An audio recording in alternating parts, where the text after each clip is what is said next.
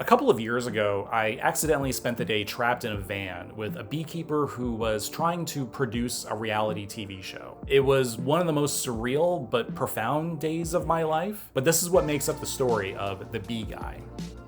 Hi, I'm Casey DeFremery. I'm the writer and director of The Bee Guy, applying for the Sofia Coppola Decentralized Pictures grant. So this story is actually based on a real event that happened to me shortly after I moved out to LA. I answered an online job posting about a reality show about beekeeping. And when I arrived to the meeting, the producer was actually a beekeeper making a show about his own life, pretty much all by himself. And what was supposed to be a quick meeting turned into an all-day event where he was driving me around LA in this old van he had, and he was pitching me the show, he was talking about his life, but we were getting further and further away from civilization as the day went on, and I felt pretty trapped. And on top of that, there was also bees that would escape.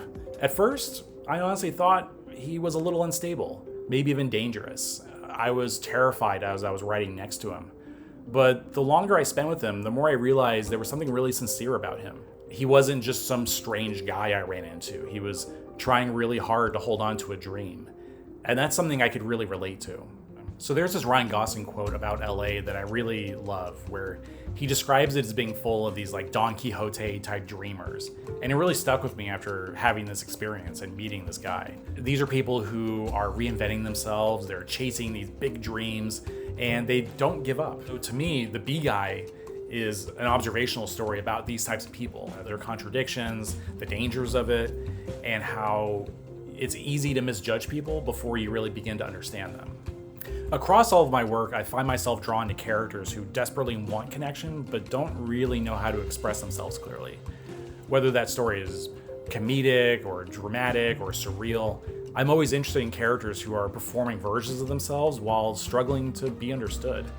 I want The Bee Guy to feel intimate and funny and a little overwhelming, pretty much like what living in LA is like for me.